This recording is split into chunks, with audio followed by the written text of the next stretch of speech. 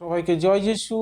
আজকে নতুন আবার একটা ভিডিও নিয়ে এসেছি আপনাদের কাছে। ভিডিওটা শুরু থেকে দেখতে থাকুন।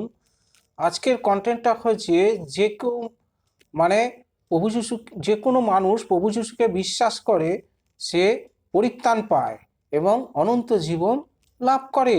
এখানে যখন 3 অধ্যায় 11 পদে এখানে প্রভু কহেন যে সত্য সত্য আমি তোমাদিগকে কইতেছি, বলিতেছি, আমরা যাহা জানি তাহা বলি এবং আমি যা দেখিয়াছি তাহার সাক্ষ্য দেই। আবার বলছে তোমরা আমার সাক্ষ্য গ্রহণ করো না। কারণ প্রভু যিশু বিভিন্ন গ্রামে ঈশ্বরের রাজ্যে যখন সুসমাচার দিচ্ছিল, মানে যে সমস্ত সাক্ষ্যগুলোর কথা বলছিল প্রভুর কথা কেউ বিশ্বাস করছিল না। তাই বলছে আমি যাহা দেখিয়াছি তাহার সাক্ষ্য দেই, আর তোমরা আমার সাক্ষ্য গ্রহণ করো না। আবার বলেন আমি পৃথিবীর বিষয়ে কথা কইলে তোমরা যদি বিশ্বাস না করো, তবে স্বর্গীয় বিষয়ে কথা কইলে তোমরা কেমন করে বিশ্বাস করিবে? কারণ যার জন্ম পৃথিবীর বুকে হয় সে পৃথিবীরই কথা বলবে, আর যার জন্ম স্বর্গ থেকে হয় সে কিন্তু স্বর্গেরই কথা বলবে। কারণ প্রভু যিশুর জন্ম হয়েছিল স্বর্গ থেকে। তাই প্রভু যিশু সবসময় সদা সর্বদা সবসময় পরমপিতা ঈশ্বরের কিন্তু কথা বলে এসছে এবং স্বর্গরাজ্যের সুসমাচার কিন্তু প্রচার করে গেছে। নিজের নাম ডাক যশের জন্য কিন্তু প্রভু পৃথিবীতে আসেনি, নিজের নাম কখনো প্রচার করতো না, কোনোদিনও না। তাই বলছে আমি যদি পৃথিবীর বিষয়ে কথা বলি তোমরা যদি বিশ্বাস না করো, তবে স্বর্গীয় বিষয়ে কথা কইলে তোমরা কেমন করে বিশ্বাস করিবে? আর স্বর্গে কেউ ওঠেনি। এই পৃথিবীর বুকে কোনো মানুষ যার জন্ম হবে সে কিন্তু স্বর্গে আর ওঠে নাই। কেননা যিনি স্বর্গ হইতে নামিয়াছেন সেই মনুষ্যপুত্র। স্বর্গ হতে যিনি নামিয়াছেন সেই কিন্তু মনুষ্যপুত্র, যিনি স্বর্গে থাকেন। আর মসি যেরকম প্রান্তরে সর্পকে উচ্চে উঠিয়েছিলেন, সেই রকম মনুষ্যপুত্রকেও কিন্তু উচ্চকিত হইতে হইবে।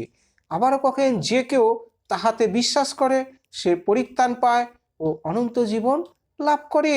কারণ প্রভু যিশুকে কেউ যদি বিশ্বাস করে সে কিন্তু পরিত্রাণ পায়, যে কোনো বিষয় পরিত্রাণ।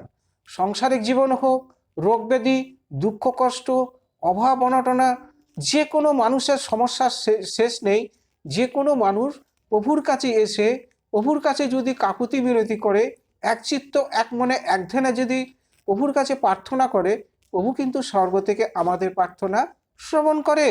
তাই প্রভু কহেন যে কেউ আমাতে বিশ্বাস করে সে পরিত্রাণ পায় এবং অনন্ত জীবন লাভ করে। এবং আমি জীবনের শেষ দিন পর্যন্ত আমি তাকে ধরে থাকব, কখনোই তার জীবন বিনষ্ট হতে দেব না। আবারও কহেন কারণ ঈশ্বর জগৎকে এমন প্রেম করিলেন যে তার একমাত্র পুত্রকে দান করিলেন, এই পৃথিবীর বুকে পাঠালেন। যে কেউ তাহাতে বিশ্বাস করে সে বিনষ্ট না হয়, যেন সে অনন্ত জীবন লাভ করে। তাই এখানে অনন্ত জীবন লাভ করে, অনন্ত জীবন কথার অর্থ কী? অনন্ত জীবন মৃত্যুর পরে আমরা কোথায় থাকব? তা সেই রাস্তা কিন্তু প্রত্যেকটা মানুষকে কিন্তু আগে থেকেই তৈরি করতে হয়। মরার সময় কিন্তু হরির নাম করে কোনো লাভ হয় না, কোনো কাজে আসে না। তা যার যার পথ তাকে তাকেই তৈরি করতে হবে। তাহলে আমি যতই মূর্খ, অশিক্ষিত, বোকা, বলদ, গাধা যাই হই না কেন, কোনো ধার্মিক ব্যক্তির সাথে তার সাথে সম্পর্ক স্থাপন করে তার মণ্ডলীতে বিভিন্ন মানুষের সাথে মেলামেশা করতে হবে।